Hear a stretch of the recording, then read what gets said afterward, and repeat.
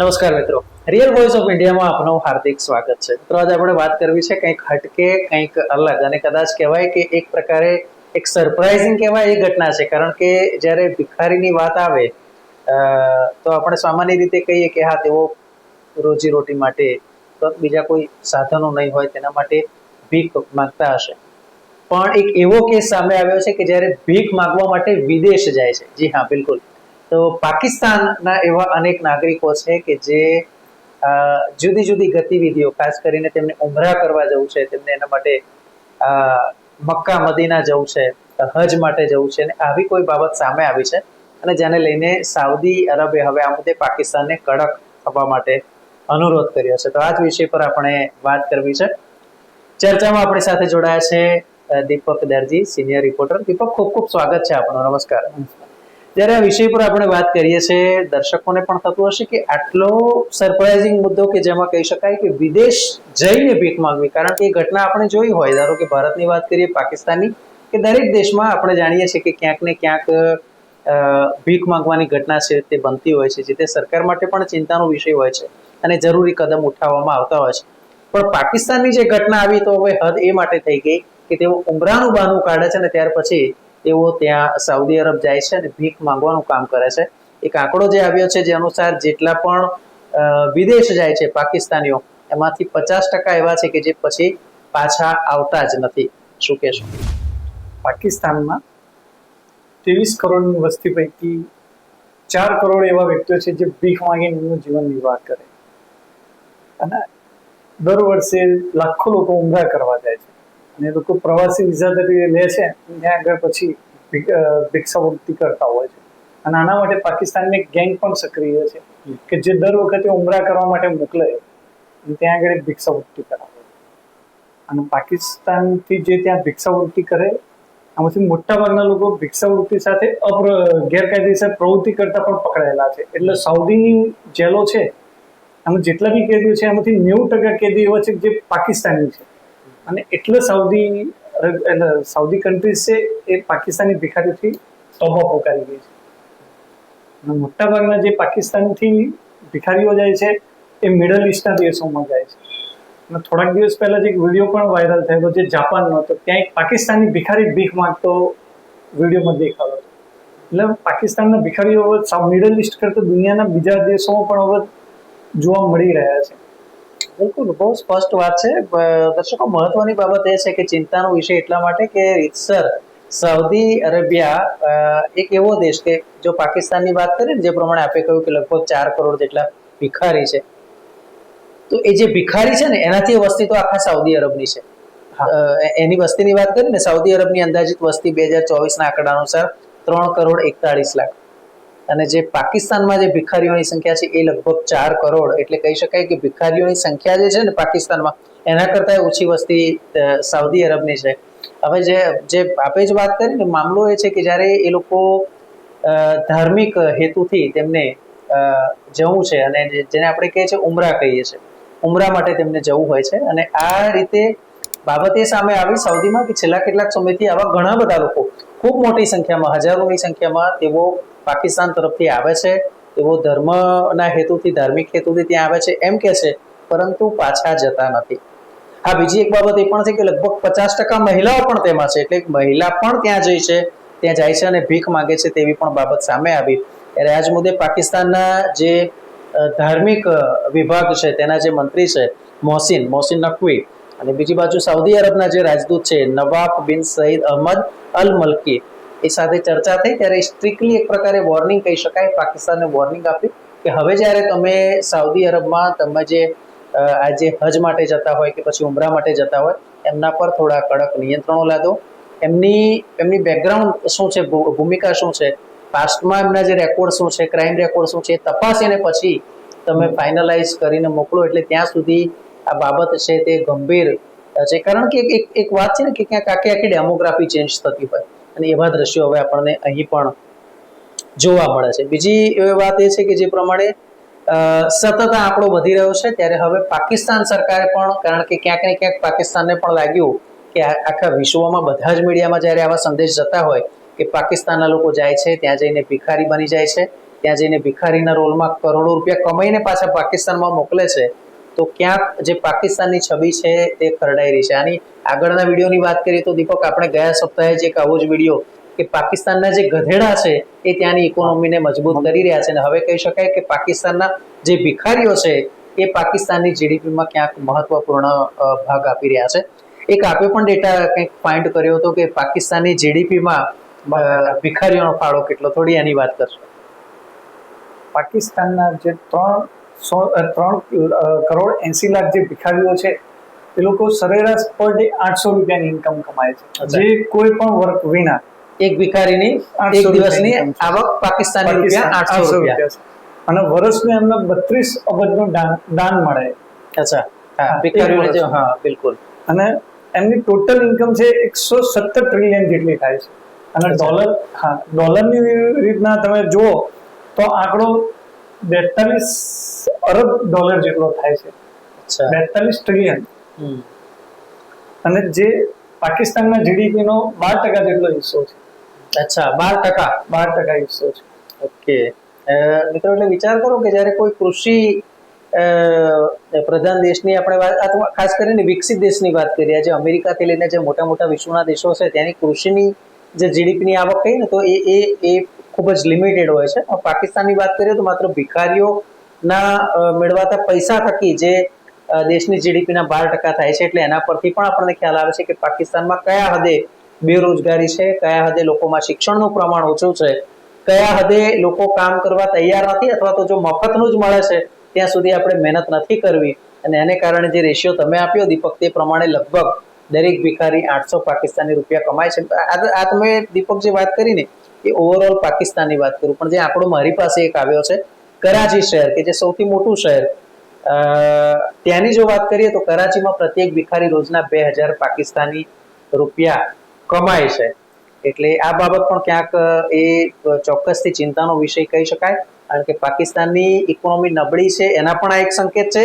અને સાઉદી અરેબિયાએ જે પ્રમાણે ચેતવ્યા છે કે ભાઈ વિદેશમાં પણ તમે મોકલો છો, એક સારી છાપ સાથેના મોકલો, તેવો પાછા જાય એવો પ્રયાસ કરો, કારણ કે ઉમરાના બહાને આવી જાય અને પછી જ્યારે ત્યાં પરત નથી ફરતા, એની મોટી જે છબી છે એ રીતે ત્યાં ડેમેજ થાય છે કે હવે તેઓ સાઉદીમાં છે, હવે તેઓ ગેરકાયદેસર રહે છે. હવે સાઉદીને પણ ખબર નથી કે કેટલા આવી રીતે ગેરકાયદે છે, એટલે ત્યાંની ઇકોનોમીમાં ત્યાંના એ લોકોના રહેવાની વ્યવસ્થા કરવી, જમવાની વ્યવસ્થા કરવી, એ લોકોને શેમાં ગણવા, શરણાર્થીમાં ગણવા, પાકિસ્તાન પાછા નથી જતા, એ તો આ બધા જ ઇસ્યુઝ ત્યાંની સરકારને પણ એ ચિંતા ઉપજાવે છે.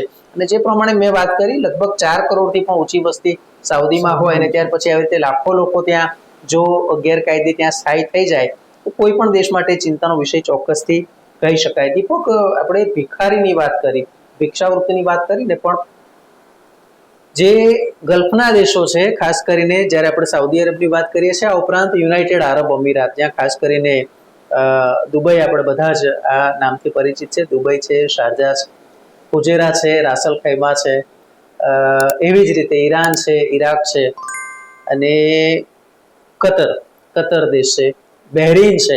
આ બધા જ દેશોમાં જે મોટાભાગે જે ક્રાઇમ થાય છે, ઇવન વિશ્વના તમામ દેશોમાં જે ક્રાઇમ થાય છે ને, એમાં ખાસ કરીને જે આંકડો સામે આવે છે તો 50% ક્રાઇમ માત્ર ને માત્ર પાકિસ્તાન વતી થાય છે. એટલે આ આંકડો સામે આવ્યો છે, એ ચિંતાનો છે.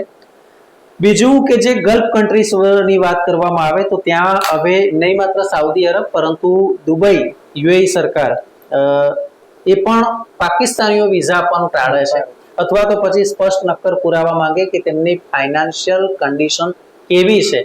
જો મિનિમમ બેલેન્સ પણ તેઓ બતાવી શકતા ના હોય ને તો તેમના વિઝા જ રદ કરવામાં આવે છે, કારણ કે એ એમનો જે પાસ્ટ ટ્રેક રેકોર્ડ છે તેના આધારે આ નિર્ણય લેવામાં આવ્યો છે. એટલે કહી શકાય કે જે પાકિસ્તાનની સ્થિતિ છે કફોડી તો છે જ, અને હવે તો એવી પણ વાતો થઈ છે કે ક્યાંક જો પાકિસ્તાની વડાપ્રધાન જાય તો પણ કદાચ એમ થાય કે કંઈક માંગવા તો નથી આવ્યા ને, એટલે એ જે ઇમેજ છે એ દેશની ખરેખર ડેમેજ કરી રહી છે. અચ્છા, બીજી એક બાબત જે એ કેટલાક આંકડા છે એ પણ છે કે તાજેતરમાં જે દુબઈમાં રમઝાન વખતે ઠેર ઠેર આવી રીતે રસ્તા પર ભિખારીઓ જોવા મળતા હતા, અને ત્યારે દુબઈમાં જ્યારે આ રીતે પકડવામાં આવ્યા, 500 પાકિસ્તાનીઓ આવી રીતે ઝડપાયા, ગેરકાયદેસર રહેતા હોય, વિઝાની અવધિ છે તે પૂરી થઈ ગઈ હોય અને ત્યાં જ ભીખ માંગીને ગુજારો કરતા હોય. એટલે આ જે બાબત છે ખરેખર એક ચોંકાવનારી વાત છે. બીજું દીપક, મારું એવું માનવું છે કે પાકિસ્તાનમાં શિક્ષણનો જે અભાવ છે એ કદાચ ત્યાં એને કારણે જવાબદાર ગણી શકાય કે ભિક્ષાવૃત્તિ માટે જવું પડે. બીજું કે રોજગારી નથી એટલે પછી શું કરવું, ચલો આપણે ભીખ માંગવાની પ્રવૃત્તિ શરૂ કરીએ. આ કેટલી હદે પાકિસ્તાનને નુકસાનકારક કહી શકાય દીપક? જ્યારે એજ્યુકેશનનો અભાવ હોય એટલે સ્વાભાવિક છે નવી ટેકનોલોજીથી બાળકો અજાણ જ રહેવાના. બિલકુલ. નવી ટેકનોલોજીથી અજાણ હોય એટલે રોજગારી બી પૂરતી નથી મળવાની. રોજગારી ના મળે એટલે ભિક્ષાવૃત્તિ વસ્તુ છે બીજો કોઈ ઓપ્શન નથી, કારણ કે એમને ખબર જ નથી કે બીજું શું કોઈ શ્રમ કરવાનું છે. એટલે મફતનું શું મળે છે? મફતમાં એટલે સ્વાભાવિક છે કે એ લોકો ભિક્ષાવૃત્તિ કરતા હોય. અને તમે જેમ કીધું કે છેલ્લા 2.5 વર્ષમાં પાકિસ્તાનની ભિખારીઓને પરત મોકલ્યા છે, એવા 44,000 ભિખારીઓ છે જે દુનિયાના વિવિધ દેશોમાંથી પરત મોકલાયા છે. બિલકુલ, એટલે આ ચોક્કસથી ચિંતાનો વિષય છે. અચ્છા, બીજી એક બાબત એ પણ સામે આવી છે કે દર વર્ષે જે વિદેશ જતા હોય પાકિસ્તાની છે અને જે વિદેશ જાય છે એ આંકડો છે 0.6 થી 0.8 મિલિયન, એટલે 6 થી 8 લાખ પાકિસ્તાનીઓ દર વર્ષે વિદેશમાં જાય છે. પણ સામે ચિંતાની બાબત એ છે કે જે પાછા આવવાની સંખ્યા હોય એ માત્ર 2 લાખ થી 3 લાખ જ પાછા આવે છે. એટલે એવું સમજી શકાય કે ધારો કે 6 લાખ લોકો જાય છે અને 2 લાખ પાછા આવે છે, તો 4 લાખ પાછા આવતા નથી. અચ્છા, એવું તો છે નહીં કે જે 4 લાખ છે બધા પરમેનન્ટ રેસિડન્સ છે વિદેશમાં, પણ એનો મતલબ એ થાય છે કે વિદેશમાં કોઈ પણ દેશમાં તેઓ સ્થિર થઈ જાય છે, સ્થાયી થઈ જાય છે, અથવા ગેરકાયદે જાય છે, રેફ્યુજી તરીકે જાય છે, પણ પાછા આવતા નથી. અને એને કારણે પણ એક શક્યતા વધી જાય છે કે જ્યારે ત્યાં તેઓ ઇલીગલી હોય, બીજા કોઈ કામ કરી શકવા સમર્થ ના હોય, એટલે પછી ગેરકાયદે કામ કરતા હોય, અથવા તો પછી ક્યાંક ત્યાં શોષણ થતું હોય ને ઓછા વેતને તેમણે રહેવા મજબૂર થવું પડતું હોય, એક આ શક્યતા છે. બીજી સાઉદી અરબ સહિતના જે ગલ્ફ દેશો છે એ દીપક માત્ર ભિખારીનો વાંધો નથી, બીજી એક સમસ્યા સામે આવી છે તે છે કે મક્કા મદીનામાં મોટા પાયે ખૂબ જ મોટી માત્રામાં આખા વિશ્વમાંથી મુસ્લિમ સમુદાયના લોકો છે તે ત્યાં આવે છે, ત્યાં નમાઝ પડે છે, પોતાની અલ્લાહને દુઆ કરે છે. પણ જે સામે માહિતી આવી છે કે માત્ર ભીખ માંગવા અમુક લોકો ત્યાં આવે છે એવું નથી, એવો પીક પોકેટર્સ તરીકે, એટલે કે ખિસ્સા કાતરો તરીકે. અને એક ખિસ્સા કાતરવાના ઘટનામાં સામેવાળાના પૈસા સાફ થઈ જાય છે, એના ક્રેડિટ કાર્ડ, ડેબિટ કાર્ડ, ખૂબ જ મહત્વના એવા એના પાસપોર્ટ, વિઝા, એના સ્ટેમ્પ, એ જે દસ્તાવેજ હોય એ પણ ક્યાંક ગાયબ થઈ જાય છે. અને આ બધી સમસ્યા છે એ કદાચ હવે ગલ્ફમાં વકરી રહી છે. શું કહેશો? આપણે બીજા વાત કરી કે સાઉદીના જેલોમાં 90% જે કેદીઓ છે એમાંથી પાકિસ્તાની 90% કેદી છે, અને એમાં ભિખારીની સાથે અન્ય ગુના આચરનારા લોકો પણ છે જે પાકિસ્તાની છે અને ક્રાઇમ સાથે સીધી રીતે સંકળાયેલા. અને થોડા ટાઈમ પહેલા યુએઈએ કે દુબઈએ જાહેરાત કરી હતી કે ભાઈ પાકિસ્તાનીઓને કીધેલું કે તમે ગુનાની પ્રવૃત્તિ છોડો અને કામે લાગો. એટલે એ લોકો બી ત્યાં આગળ બી એટલે એમનો ઉપદ્રવ કહો કે જે બી કોઈ અસામાજિક પ્રવૃત્તિ કરતા હોય છે. બિલકુલ બિલકુલ, એટલે કે એને અસામાજિક તત્વો તરીકે પણ જુએ છે. ને વિશેષ બાબત એ છે કે આમાં એ બધા કન્ટ્રીઝ પણ મુસ્લિમ્સ કન્ટ્રી છે, પાકિસ્તાનની વસ્તી છે એ પણ મુસ્લિમ્સ કન્ટ્રી છે, એ જ લોકો ત્યાં જાય છે. પણ છતાંય જ્યારે આવા ફીડબેક આવતા હોય તો ક્યાંક પાકિસ્તાને બાબત સમજવાની છે કે we have to improve our impression, છબી સુધારવાની જરૂર છે, રોજગારી પેદા કરવાની જરૂર છે, સારું અને આધુનિક શિક્ષણ આપવાની જરૂર છે. એ ત્યાંની શાળા હોય કે મદ્રેસા હોય તેમણે પણ આ બાબતને વધારે સારી રીતે ઉજાગર કરવી પડશે, વધારે આધુનિક શિક્ષણ આપવું પડશે. હા, આપણા ધર્મના જે મૂળ છે ચોક્કસથી આપણે તે સમજાવવા જરૂરી છે, પણ એ ધર્મના મૂળની સાથે સાથે, ધર્મના પાયાની સાથે સાથે આપણે એ પણ સમજવું પડશે કે વિશ્વને સાથે લઈને આપણે કઈ રીતે ચાલવાનું છે, ટેકનોલોજીનો મહત્તમ ઉપયોગ કઈ રીતે કરવાનો છે, કઈ રીતે વધુ ને વધુ ઇન્ડસ્ટ્રીઝ ડેવલપ કરવાની છે, કઈ રીતે આધુનિક ખેતી કરવાની છે.